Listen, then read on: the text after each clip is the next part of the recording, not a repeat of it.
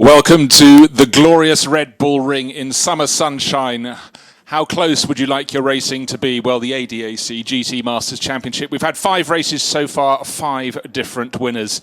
And qualifying for this, the second race here at the Red Bull Ring, the top 19 cars covered by less than a second from the pole starting number 63 Lamborghini. And you can have 26, the top 28 cars. We have 28 cars starting within a second and a half of that pole time. It's super tight. We have 1 hour of racing with a driver change around mid-distance here at the Red Bull Ring.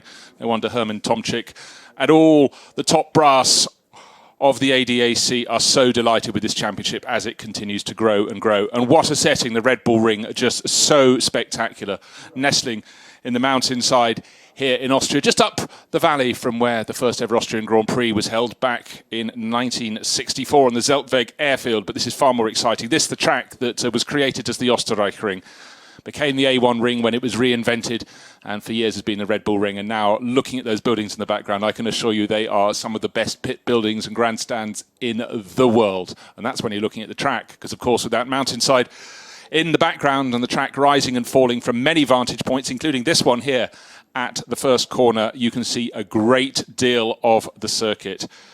We should have had 29 cars. We lost one yesterday, the Schutz Motorsport Porsche put into the start of the pit wall.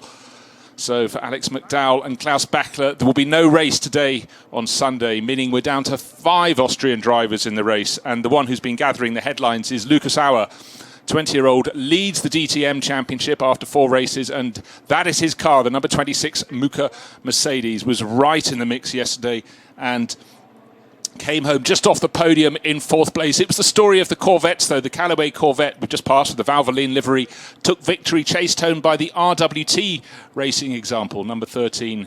There it is, very strong indeed.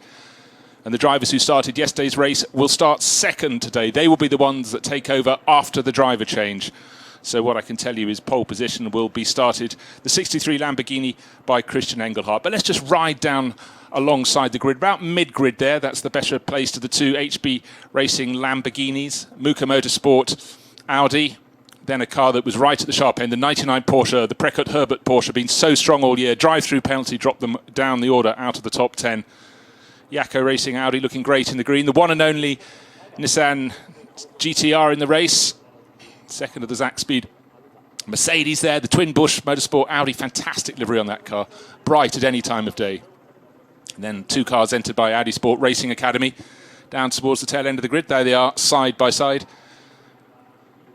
2 BMWs in the race. The number 11 is from Senkia Motorsport, and the last 2 cars on the grid, the number 18 Bernard Porsche and the 66 Attempto Racing Lamborghini, which Emil Lindholm will start. There's a message the drivers all recognise. Drivers, start your engine. They're waiting, as are the fans, for the roar of those engines when that board is held up. The grid is now clear, the last few mechanics moving away, and the rumble of sound that will fill the area between the pit buildings and the giant grandstand opposite. Cars starting to roar into life. It's Lamborghini on pole from Mercedes, another Mercedes, then a Porsche. Great mix of cars at the front, but a car you really have to watch out for is Philipp Eng, one of the 5 Austrian drivers in this race, starting 5th on the grid. So Lucas Auer, fellow Austrian, will be starting 6th. Eng will be 5th. You have to go down to the 10th row to find Norbert Siedler, but he will make progress, I'm sure, in the black and pink Lamborghini number 7. Then the penultimate row of the grid, Christopher Herr, one of those 2 Audi Sport Racing Academy Audis, and young Michael Fischer in the Senkia Motorsport BMW. That was the white one we saw at the tail of the grid. The first few cars now starting to go out around the lap. 1 hour of racing, 28 cars here in the glorious early summer sunshine at the Red Bull Ring. Feast your eyes on the variety of chassis manufacturers, the variety of racing liveries, and they could not look better than they are in this early afternoon sunshine. The race is due to start at just after 1:15. And Maxi Götz, who was so strong yesterday, he is talking his way around the parade lap. He's in that second place Mercedes, the black and white one from HTP Motorsport, sharing that with Patrick Assenheimer. The bright green GRT Grasser Racing Team Lamborghini's on pole here, number 63, and that's very fitting because the team is based, Gottfried Grasser's team, based just down the slope in Nittelfeld, so that too has a local involvement. One other driver could be claimed if he does well as half Austrian at least, simply by the fact he lives in Vienna, and that's Mirko Bortolossi in the other bright green Lamborghini, but he's starting down towards mid-grid, down on the 5th row actually, 9th place overall, but he and his teammate Peres Kompank have been very strong. So there's the second row of the grid. Watch out for Philipp Eng. Here are the 2 Austrians at the front end, Eng and Asch on row 3. Gunon and Kylvitz starting the race from 8th position. They were yesterday's winners. Watch out for Bortolotti. He's the driver who lives in Vienna, Italian by birth. And Marvin Hecklender, very strong indeed yesterday in the RWT Racing Corvette. A real breakthrough weekend for him here at the Red Bull Ring. So the cars coming out of the long and tricky Rauch curve, entering the Pirelli curve there. Lights flashing on top of the roof of the Audi pace car, leading them round. Last few rows of the grid coming up now. One and only female race in the race, Michaela Arlin Kochelinski, in one of the 2 Audi Sport Racing Academy entries. Penultimate row, and there is the final row, Christopher Friedrich and Emil Lindholm in the Attempter Racing Lamborghini. We tend to have 2 formation laps. That looks to be the case again today because the cars are far too strung out for a rolling start at the end of this formation lap. On lap number 2, they will start to come together side by side.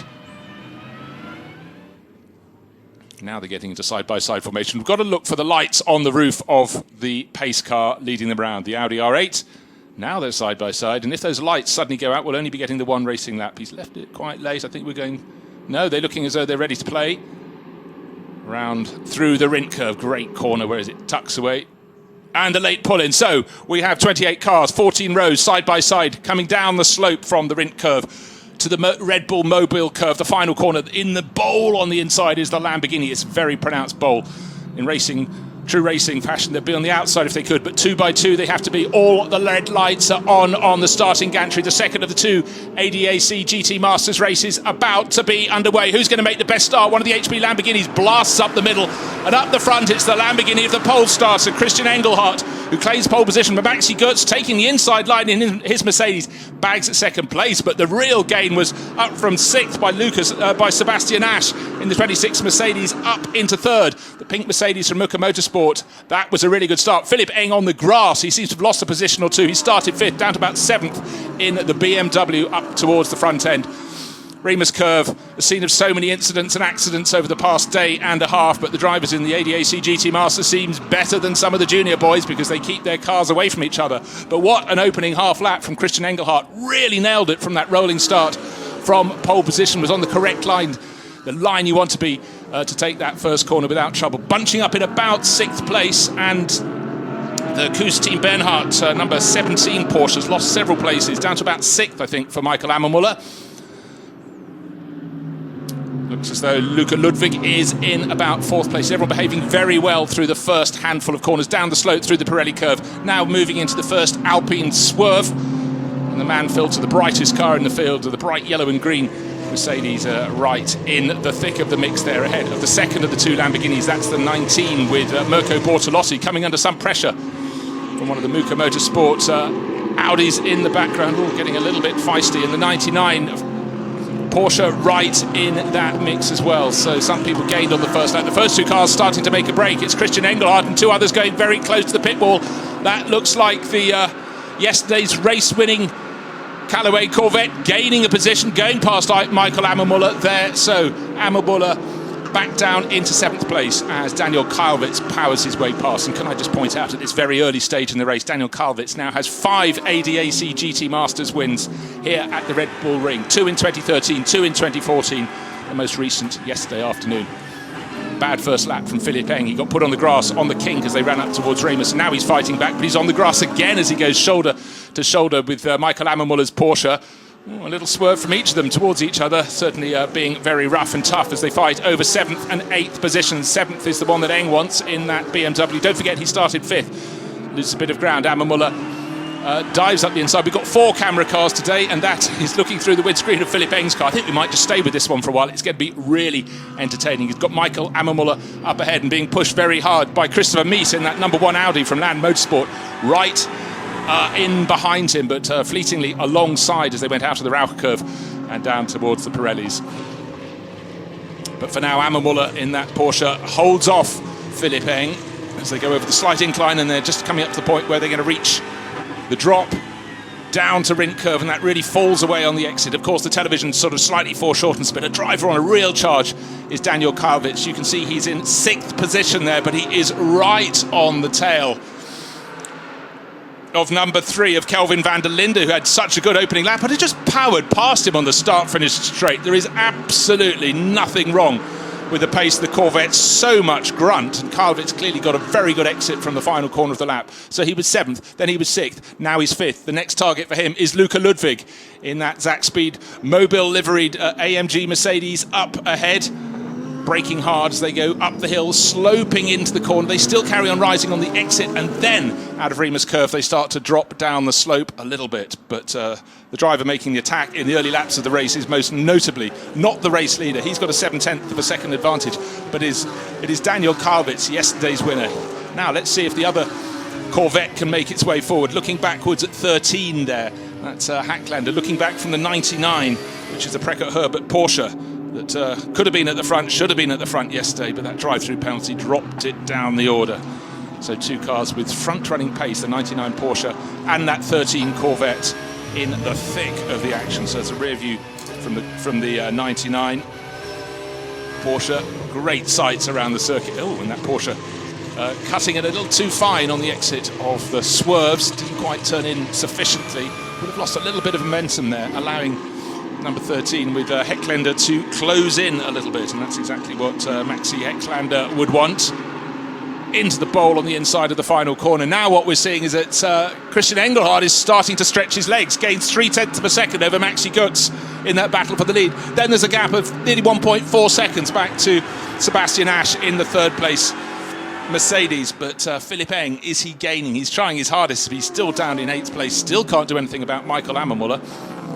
But Daniel Karlwitz, boy, how quickly did he catch up with the 4th place Luca Ludwig. Ludwig's on the inside line, but tucking around, and look at the grunt out of Remus curve for yesterday's race winner. Daniel Karlwitz fancies making a move, but he's going to have to go the long way round up the high side, which you really start to run out of options. His nose is ahead as they dive down already before they get to Rauch curve, but I don't expect the Zach Speed Mercedes driver Luca Ludwig to back off at all. In fact, his father wouldn't allow him. Klaus Ludwig, such enormous spread of race wins over decades in all the various German championships, and now Luca doing his utmost to make his father proud. But it looks though Karlwitz has got the speed. Has he been able to tuck in? Not quite, as they get to the second part of the Pirelli curves. So Karlwitz stays in 5th, but looking at the speed, the way he can close back in and get his nose alongside from time to time around the lap, you really feel that Luca Ludwig's time in 4th place is numbered. It is allowing Kelvin van der Linde to close in all over again after that strong start, up from 10th to fleetingly up to 5th. Now he's in 6th. Can he hang on to this battle? Meanwhile, up front, it looks like it's a better lap from Maxi Götz. Yes, he's taken, just waiting for the intervals. Oh, within a few hundredths of an identical time to Philipp Eng. 1 second between the pair. Then a further 1.4 seconds back to Sebastian Asch. So Lucas Auer, the hometown hero, well, the home country hero, is waiting to take over that 26 Mercedes, the pink one there, the 3rd car in the run. That is sort of running on its own because there's a gap of another 1.5 seconds or so back to Luca Ludwig, and you can see how Luca is now backing up the rest of the field as he resists. Well, there's a mistake. Is that from the 99 car running wide off the circuit? Yes, he has. So he should have lost a position to the 13. Yeah, the 13 Corvette trying to go up the inside, and all along Marco Mappelli in the HB Racing Lamborghini trying to keep the two of them behind. But places are changing, or nearly changing, almost in every corner. Now, that's really unfortunate for Sven Muller. Edged wide, dips 2 wheels on the dirt on the outside of the Rauch curve, had to come off the power a little bit. Suddenly he's got Kelvin van der Linde all over him, but unfortunately for him, Maximilian Hecklander needed no further invitation, and he has followed his way past poor old Sven Muller there, the multiple Porsche Super Cup champion. Let's take a look at the replay of the start. Great start from the poleman. Christian Engelhardt had his Lamborghini already in a position far enough ahead to move ahead of Maxi Götz, move across in his path. Maxi Götz is now on a very defensive line up the inside. And look, pretty much everybody else behaved, almost all stayed between the white lines. Now let's experience it from Sebastian Asch's point of view. Nearly clips the back of the Mercedes. And then Philipp Eng was right in the mix as well, but Philipp lost out when he got up to the first corner. Michael Ammermuller lost a bit of ground, and they were really bunching up, several of them running wide there.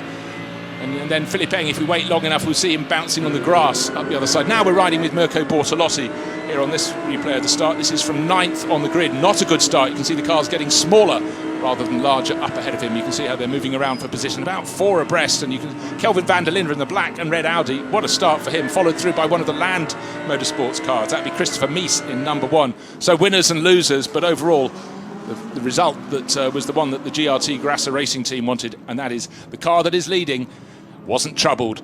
And now we have 5 laps on the board, halfway round the 6th, 1.1 seconds clear. Christian Engelhardt ahead of Maxi Götz.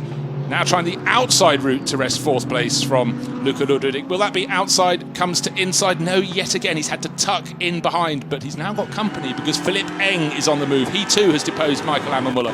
Eng riding on board with the Austrian racer now as he tries to get closer and closer out of the first Alpine S behind the far end of the paddock, and then down to Rindt Curve he goes in that BMW, tucking in behind the tail of yesterday's race-winning Corvette. Karvitz, a little bit of a twitch from Karvitz, got closer than he wanted to the car ahead. Luka Ludwig manages to plant the power and pull away again, but they're starting to drop away from that third place Mercedes of Sebastian Asch, which is good news for Lucas Auer. Here is that battle, 4th, 5th and 6th with the Corvette in the middle. But right now, the driver making the moves is Philipp Eng. He's finding the sweet spot. Kelvin van der Linde doing all he can to tuck in behind. Let's ride up the slope. This is the point coming up where Philipp put the wheels on the grass on the right-hand side of the circuit in the opening lap. This time he's staying on the black stuff as he watches Karvitz again look to the outside. Getting closer, closer, closer. You always get this concertina effect when you look at the action at Remus Curve because it's such a heavy braking corner. We've got a car in the pits, number 2, must have a puncture. Yes, driver's rear left, so that is very bad news. Indeed, the number 2 Audi started with Christopher Haas at the wheel. He's still on board, started from the 7th row. That has dropped it very much to the tail of the field.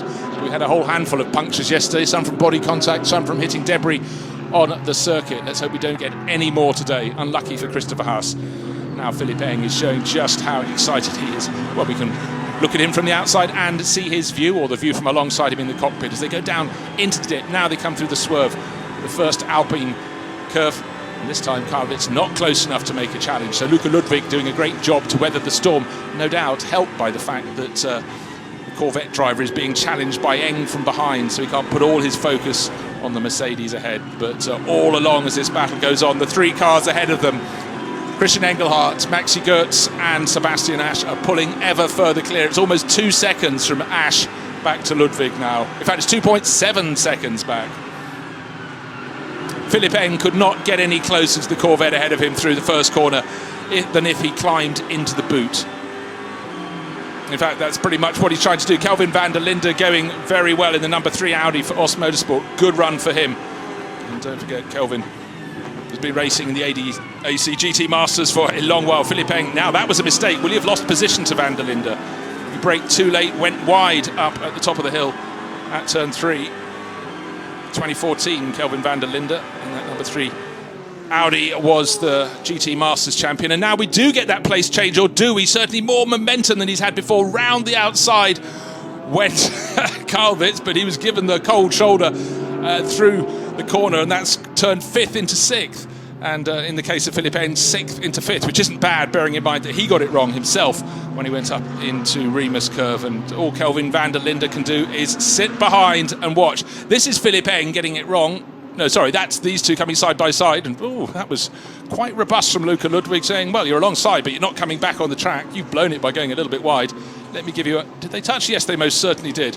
Well, we might just see if any further action is taken, but down in the pits, Jules Gounon not enjoying that at all.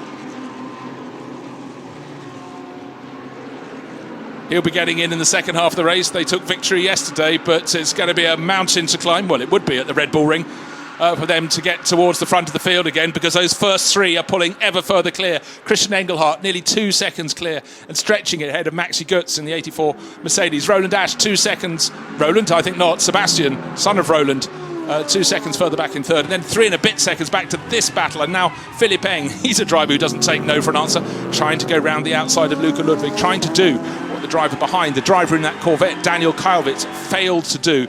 He's going to have a look and see if Eng can make a move, and you never know, Eng might try up the inside, and that could force the Mercedes wise, and then you can be sure that both the BMW, well, he does go up towards the inside, doesn't quite work, and look how close the Corvette is behind. Fantastic, absolutely brilliant onboard camera. Looking back, that's Oiltech. Well, they get a nice little plug there as they nearly hit the back of the BMW, and Eng is very much focused on what's ahead, but you can be sure that Kalvitz is waiting to snap at any little slip up. He will dive in behind, and now finally they're starting to drop Kelvin van der Linde, a little bit of daylight back to the 7th place, number 3 Audi, who's got Michael Ammermuller tucked in behind him.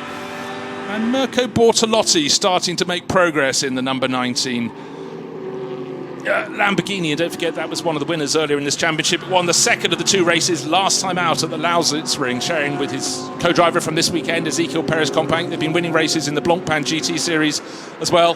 Here's a man who's seen it all, Charlie Lamb, so many years just making Schnitzer such a great team, and the BMW in the middle of that pack fighting over fourth place is his car, the one in the race, started by Philippe Eng, will be handing over to Ricky Collard, and it was a car that was good enough for third place behind the two Corvettes yesterday afternoon. And Kelvin van der Linde, I said he was losing a bit of ground. He's also now lost a place because Michael Ammermuller in the number 17 Porsche, just coming up the approach to Ramus Curve, has got back ahead. So Ammermuller, who started fourth, fell to eighth, is now picking his way up the field again. This battle for fourth looks like it could run all the way up to when the pit window opens, which is in another 10 and a bit minutes. It's open when we have 35 minutes on the clock until we have only 25 minutes of the race remaining. And that, looking back from Philippe Eng's BMW, is about the biggest gap he's had to the Corvette behind, which must be all of 1.5, 2 car lengths behind as they drop down through the Pirelli curves. Mountains in the background as they look across the valley. Of course, they're not looking across the valley at all. They're looking at the apex of the next corner and the one beyond. And all along, the race leader, Christian Engelhardt, Maxi Goetz in second place, and Sebastian Asch in third, are pulling clear of this little trio. Can Michael Ammermuller close in from behind in number 17 Porsche? Doesn't look as though he can at the moment, and Luca Ludwig could be pretty pleased with this performance. Right, car number 21. Luca Ludwig, I mentioned his name. Black and white flag for pushing another car off the track, and we know which that car is. It's the car now in sixth place. It's Daniel Kylwitz. And car number 3, Kelvin van der Linde, suddenly losing a whole lot of ground. He's under investigation for leaving the track and taking advantage of doing so, but he's now limping into the pits. Can't see if he's picked up a puncture. Hasn't been indicated that Kelvin van der Linde, who ran so strongly, has been given a drive-through penalty. Hasn't come out the other end of the pit lane. Can't see the starting gantries in the way. Anyhow, let's just go back to this battle for fourth place. Still Luca Ludwig. And the car is accelerating away from the pit, so I presume it's the number 3 Audi about to blast up the hill, but 4th, 5th and 6th. Well, I could watch this all day, and in fact we may well do. Yes, the number 3 Audi is rejoining. And cars number 8 and 17 being given black and white flags, warning flags. One more and you're in trouble for disrespecting track limits. 17 is Michael Ammermuller, and number 8 is down towards the tail end of the field. That is Michaela Arlin Kochulinski in one of the 2 Audi Sport Racing Academy cars. Now, the pace we saw from Daniel Kylwitz just seems to be dropping off the back of that little grouping for a moment. Maybe he's just letting everything cool down a bit, get a bit of air through the car, having been tucked up behind the Mercedes and the BMW for several laps. I mean, super close, tucked up behind. Sometimes it's better just to ease off that little bit and regather your senses, get a bit of life back in the car and attack again. But right now, with Philippe Eng falling slightly off the tail of, well, it's all comparative, of Luca Ludwig, it looks as though this battle is spreading out rather than closing in. 3.2 seconds between first and second place. So actually the last lap, the reason it went out was that Christian Engelhardt set the fastest lap of the race, 1 minute 28.661. And that's almost a tenth second faster than the best lap yesterday afternoon. So the team's getting super dialed in. Conditions very similar. Temperatures, in fact, nearly hit 50 degrees before the start. They've dipped to 46, but it's still a hot afternoon out there, and it'll certainly be hot if you're Luca Ludwig. And again, he has to cover the inside. He'd rather let the car run to the outside around the long arcing right-hander, downhill right-hander.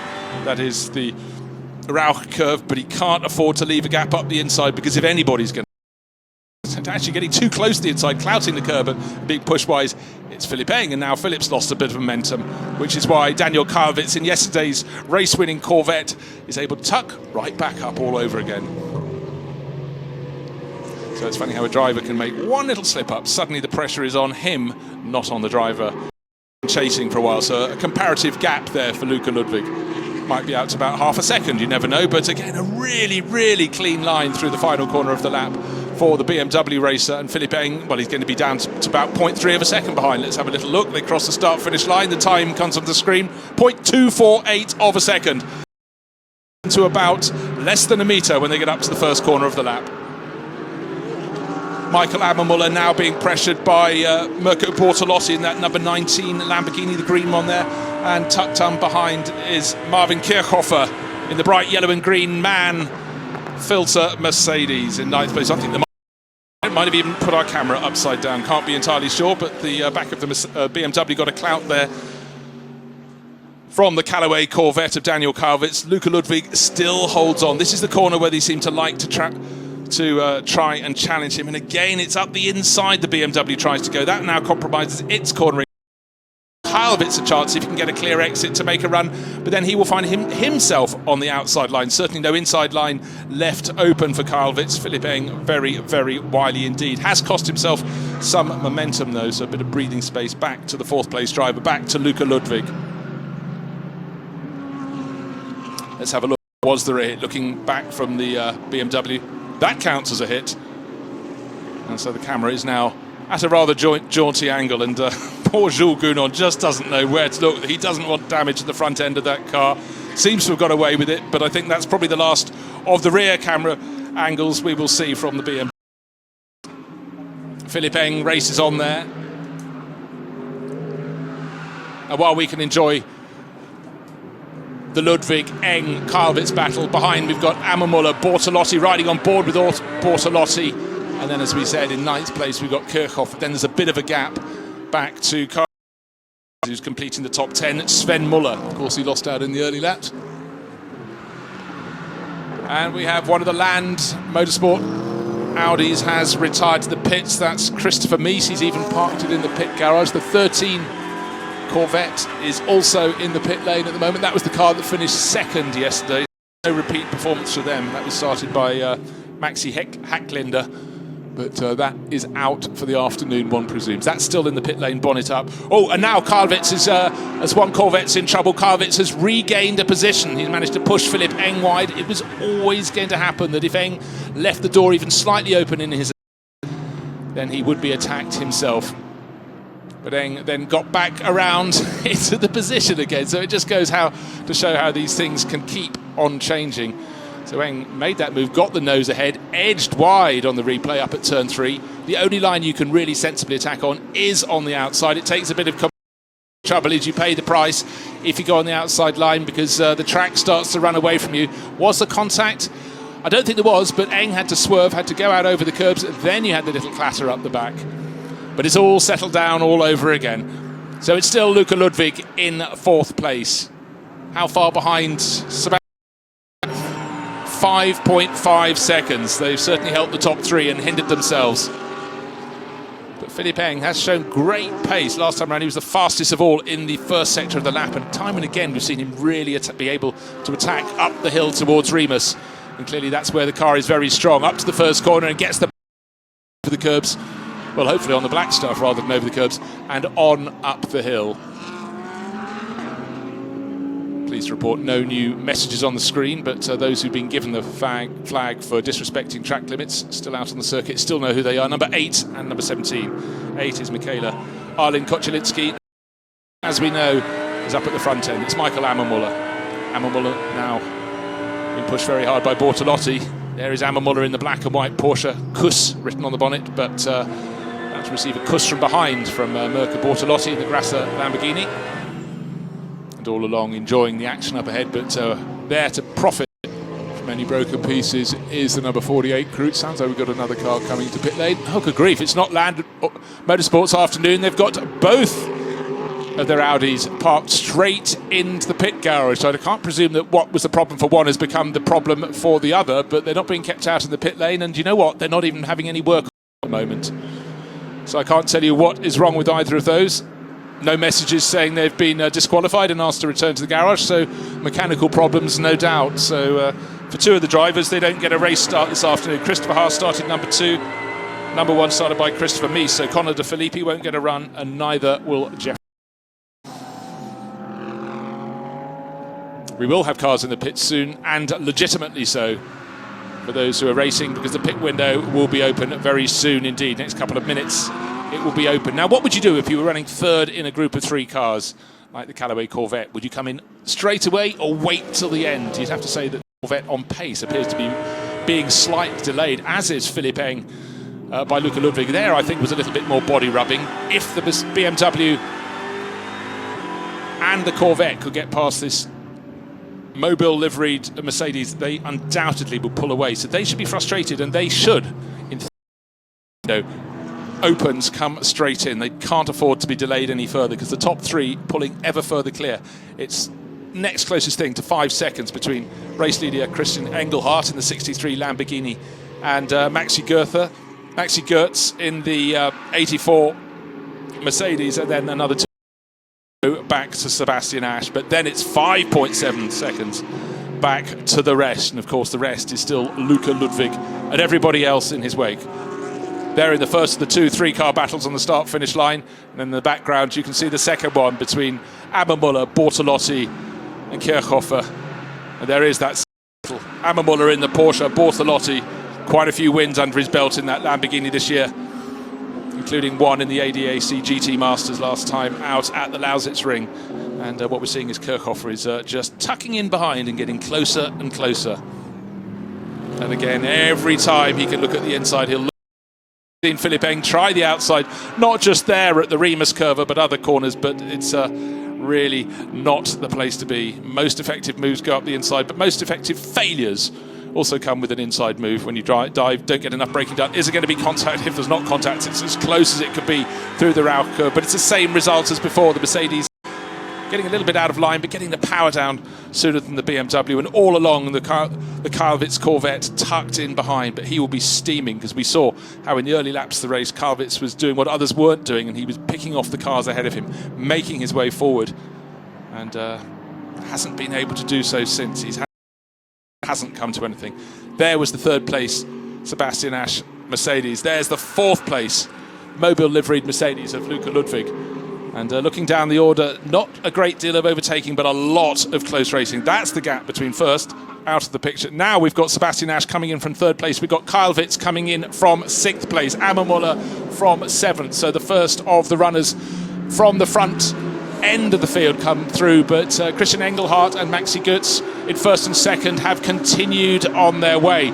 So now I thought the most track time possible would be given to the DTM Championship leader, to Lucas Auer, who's such impression almost every time he's got in this car.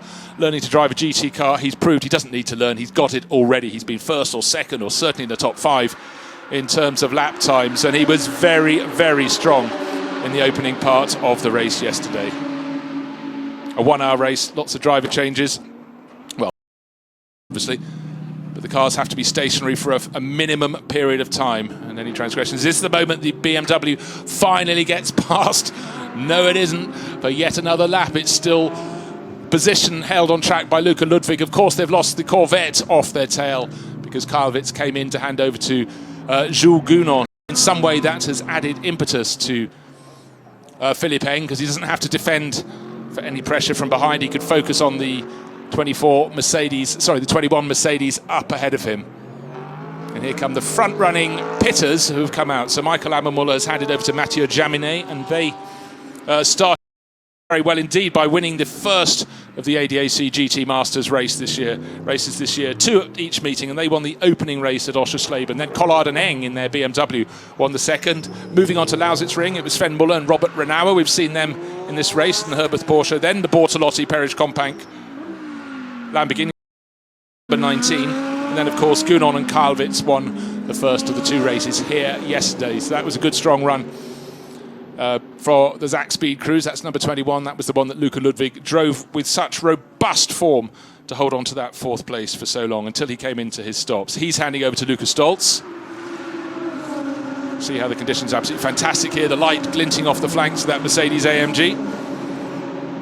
And I think they'll probably give him a pat on the back in the Zach Speed garage, because Luca Ludwig was very, very strong in the race there, coming under pressure from 2 cars that seem to have more speed and keeping them bottled up. But I'm not sure every panel on that straight. I think we've had a bit of side-to-side contact. Oh, and we've got 2 more drivers, 2 more cars that have been given black and white warning flags for disrespecting track limits. Number 22, 24. 24 was the BWT Motorsports, the black and sort of grey and orange Motorsport Audi for Markus Winkelhock. Just trying to see where they both are outside the top 10. Winkelhock in 11th place, and 22 is Patrick Houseman, who didn't even get a run yesterday because his race was over. The car never made it back for him to take over from Remo Lips. That is in the number 22 Nissan from MRS GT Racing. So what we have after those pit stops is the fact that the Callaway Corvette team made a better job of it than the Zaxby's Mercedes team, because the order has been reversed. Of course, in fact, there were 2 positions difference. They were 6th and 4th before the pit stops. Michael Ammermuller's car has been handed to Matteo Jaminet, hasn't lost a great deal of ground. Then comes 63, still hasn't made its pit stop. There is our race leader, had a lead of 6 and a bit seconds last time around ahead of Maxi Goetz. We're nearly halfway through the pit window. Halfway around the lap for the number 63 race leader, but Christian Engelhardt letting it flow out over the curbs, keeping it clean. Of course, if you look at these cars, the Audi R8 LMS and the Lamborghini Huracan look very different, but under the skin, they're far more identical than you can imagine. But they perform differently according to their body shape as well. So is this 63 coming in? I think Engelhardt will stay out until the latest moment he can before handing over to Rolf Eichen, because of the duo, he's been the stronger this weekend.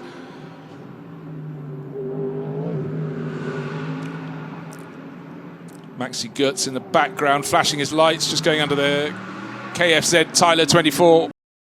Those back markers out of his way. Running in second place, 6.5 seconds down now. So he lost another a third of a second last time around.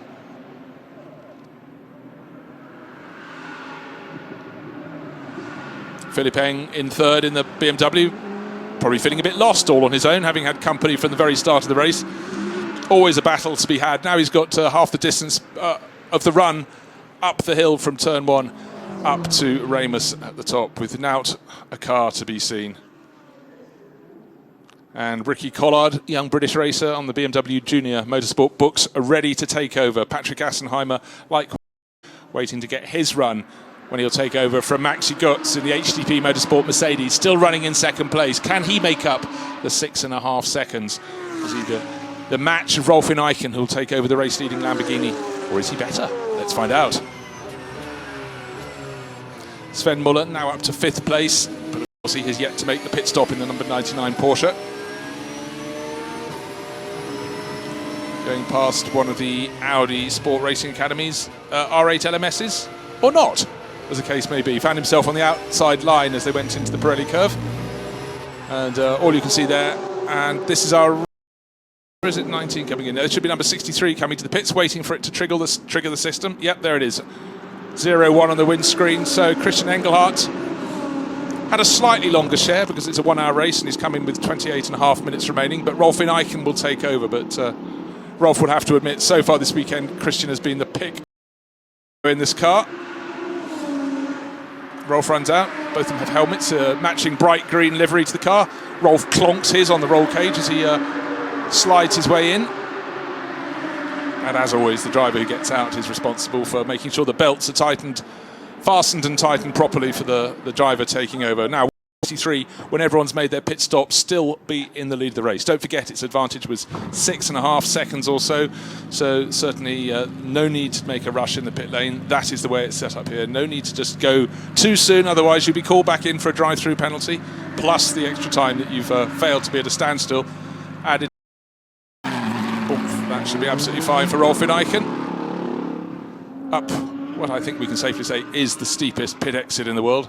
TV camera angles, if you've never been to the Red Bull Ring, A, you should, and B, you wouldn't believe just how steep that climb is. I challenge you to walk up that pit lane towards the exit and not feel a little bit of heat in your calf muscles.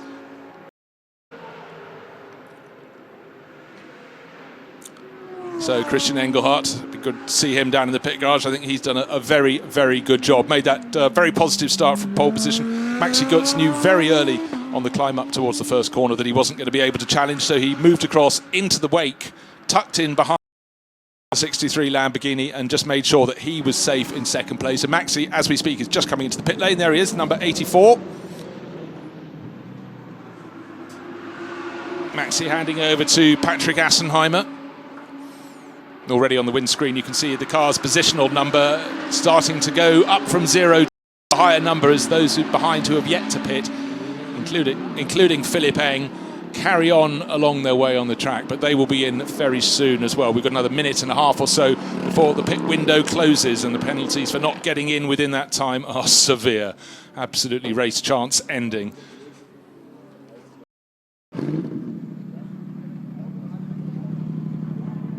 So Patrick Assenheimer waiting to go back out, being held there by the team official, counting it down. Is he going to do the little finger signals? Oh, side by side, but he had to go round another car in the pit lane, and then he's got slightly delayed, having to tuck in behind. It's behind the net with those sort of yellowy gold reflective wings on the MRS GTR. Got a bit twitchy in front, but this could lose a second or so for Patrick Assenheimer. A little bit frustrating. In fact, he's only just come out ahead of the 26 Mercedes. Was a much better. Now, Lucas Auer has got several laps under his belt already. Patrick Assenheimer is going to have to get up to speed very, very soon indeed. This is the chance for Lucas Auer to take second place, racing on home turf in Austria now. Can he use the Nissan to his advantage? The Nissan blocking the second place, effectively second place. It says 06 and 07. Rivals who have yet to pit have made their pit stops. Pit window open only for another 25 seconds. They'll be back to second and third positions, but the Nissan is very much in their way. It's got to stay out wide, and Patrick Assenheimer he's got to tuck up to the left of that Nissan as they go to the Pirelli curves. Is there enough of a gap? He's left it late. He hasn't managed to do it, and Lucas Auer literally pushing him around the corner. And that is very tricky indeed, as Remo Lips is trying to keep out of the way, but he's sort of getting in the way, so it's very unfortunate indeed. And still, I thought the golden chance, we saw it in one of the previous races today, a driver coming out of the pits, straight into the racing action alongside one who's got a lap or two under his belt, is up to speed. And let's have a look. This is, well, there's Philip Eng coming in. Is that after the pit window? It says it's closed, but oh, there was a contact with the Attempto Lamborghinis who were coming in. Well, the clock is saying 24:27. I have a sneaking, I'm waiting for a message on screen, but has Philip Eng left it a lap too long to come in? Handing over to Ricky Collard. They finished third yesterday, but I think that they're in the pits too late. And still the Nissan is in front of Patrick Assenheimer, and still Lucas Auer hasn't managed to find a way past. I can't pulled out of the way. There must be some waving of blue flags. Well, you couldn't get more out of the way than that, so clearly the blue flags have been seen, have been heeded, and now 02 and 03 on their windscreens, as I said they would be once the others had come in to make their pit stops. Got to keep an eye on the screen to see if there's any message about whether that BMW came into, can't believe with Charlie Lamb, so many decades of experience under his belt, the Schnitzer crew would have got it wrong. They must have just squeaked into pit entry. But in fact, their garage is down towards the end, so yes, that could tally with the clock reading around 24 minutes, 30 seconds remaining in the race. Had to be over 25 on the clock when it came in. Meanwhile, do you want to know how far behind the lead battle this second place battle is? Just having a little look. It is... I have to wait for the screens to settle down at the end of the lap, but it was quite a sizable gap beforehand. And the race leader is nowhere to be seen at the moment. Way clear, still listed as Christian Engelhardt on our screens, but we know full well that's not the case. He handed it over to Rolfin Eichen, and 10.4 seconds is now the gap, just being confirmed as the 84 Mercedes crosses the start-finish line. So 11 seconds will cover the first three, but it's a gap of 10.5 seconds back to second place. Counts. With the clock already counting down, 22 and a bit minutes remaining. That is a lot for this duo of Mercedes to do in their chase, and for Assenheimer, he's got to work so super hard to resist Lucas Auer. Auer ended up yesterday in 4th place overall, would love a podium finish here on home ground. One thing is for sure, a Callaway Corvette double, because the 77 car with Jules Gounon is back in 4th place, nearly 3 seconds down on these Mercedes. I quite fancy his chances to start closing in, because he's running on his own. He's got a 3-second advantage over Ricky Collard. I think Collard must be in the clear in that BMW for what I might have been a pit stop infringement. No messages on the timing screens as yet to say that they were in too late. Gounon's going to be the next driver to have to get past that Nissan with Remo Lips on board. The Nissan that held up this duo of Mercedes for about a lap and a half before up at Remus he pulled not just off circuit. In the background of the shot there, you can see Lips stayed very gentlemanly over on the right-hand side of the circuit, and on the run up over the crest of the hill, down into the Rint curve, I think we saw Ricky Collard moving past, so he's now got a clear line of attack to those Mercedes ahead. Yes, coming onto the start-finish straight, there is the BMW at the back of the pack. Second, third and fourth, Gounod in the Corvette, starting to get a little bit closer to those fighting Mercedes, but no one getting closer to Rolf Eichen. He's sitting comfortably. Well, in fact, they closed very slightly last lap, but with 20 or so minutes remaining in this race, 21 minutes, doesn't look as though this duo will be able to haul him in. They might take it off him here or there, but you'd have to say for the Grasser Lamborghini racing team from just down the slope in Knittelfeld, they've got a lot of fans and friends and family here this weekend. They could be celebrating a win that will really put a big, big smile on their faces. Oh, and there, as if from nowhere, suddenly we have a dive up the inside, but it doesn't quite work. But Lucas Auer shows he means business as they were approaching Rauch curve. Nothing tried, nothing gained. So Lucas Auer dived down the inside, hadn't got enough braking. Oh, big twitch, very nearly clipped the back of Patrick Assenheimer, who sort of left half a car's width gap up the inside for Lucas. But no damage done, he's got to do it all over again. Drive-through penalty for car number 66. That's the Lamborghini from Attempto Racing that started last. Pit lane, I think, violation. And 66 right down towards the tail end of the field anyhow.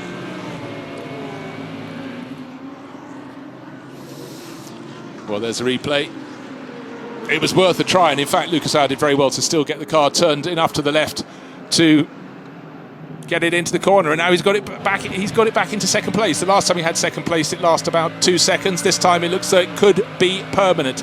Is the gap between himself in the 26 Mercedes from Mucas Motorsport and the 84 Mercedes getting larger? It might well be, but here comes the flying Corvette, yesterday's winning car. Jules Gounod will be making his father Jean-Marc very, very proud indeed as he caught this fighting duo. Certainly they would have helped him by battling away so furiously.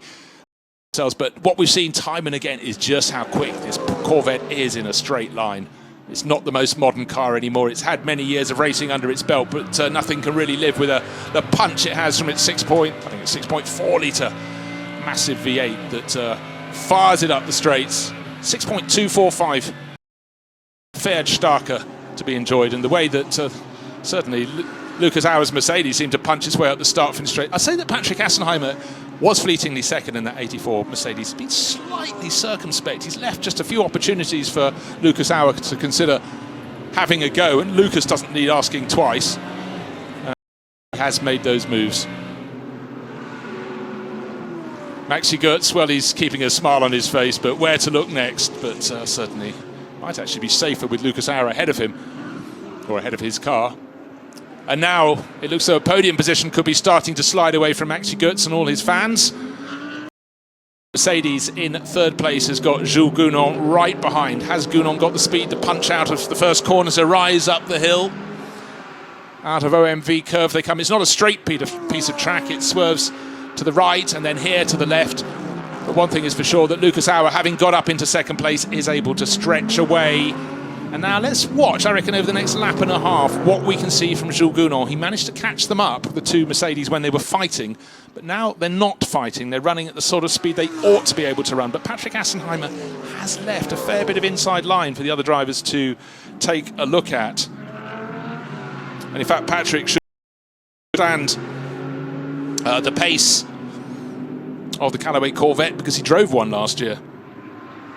Finished 10th in the GT Masters last year in a Callaway Corvette, and now he's being attacked by one, and one being driven very well indeed. The winning car from yesterday afternoon, Jules Gounod, really going absolutely great guns behind, but all along, slightly blocked by the Attempto Lamborghini. The second place Mercedes, Lucas Auer, will be able to stretch further clear, but for now he's got to go past the Lamborghini that just came in for a drive-through penalty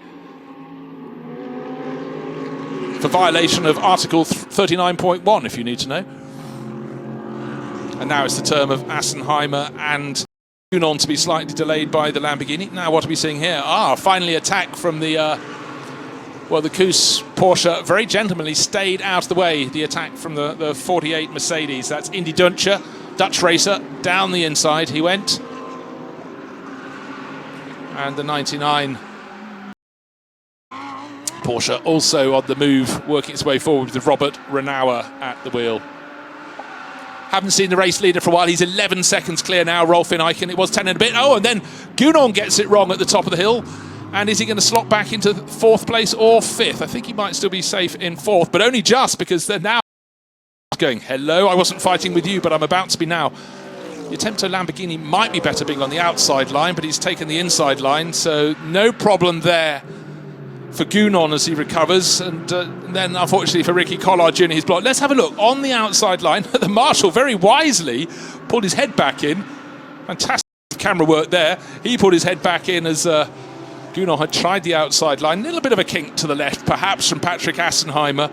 And Gunon only just managed to get back on the circuit ahead of Ricky Collard. You can see the Corvette powering back onto the circuit from the left-hand side, and then immediately getting caught up with the tail of the Attempto Lamborghini to the outside, and then Collard lost out a little bit when they got down to Rauch. But there is our race leader. There is Rolf in Eichen. He was 11.002 seconds clear. But there's the visual. The pink Mercedes coming across the start-finish line. Lucas Lauer, I reckon he's going to start closing. Well, he has. He's taken 1.4 seconds off in the last alone. Assenheimer now running in clear air for the first time in 3rd place. Jules Gunon will have to do it all over again. Ricky Collard, 5th. 6th place held by the 21 crew. And it's Lucas Stoltz at the wheel now. Of course, they were right in the thick of the battling early on. Their Zach Speed Mercedes, and making progress bit by bit. It's Ezekiel Perez Companc in the 19 Lamborghini. But hasn't, they've only advanced 2 positions on their starting position in this race. But that Lamborghini now coming under severe pressure from the Man Filters Mercedes, a bright yellow one there with Indy Duncher on board. And then in behind number 17 with Mathieu Jaminet. That car's just lost its form this weekend. It won the opening race of the series. It's the Kuss liveried one, and in behind is Robert Renauer. So 2 Porsches in a row completing the top 10 runners, but plenty of battling still to be done. Less than a quarter of an hour remaining. And Perez Companc coming under a huge amount of pressure there from Indy Duncher. You sort of feel the Dutch racer is on a charge, will be able to pick him off. But now Mathieu Jaminet tucking in on his tail in the number 17 Porsche.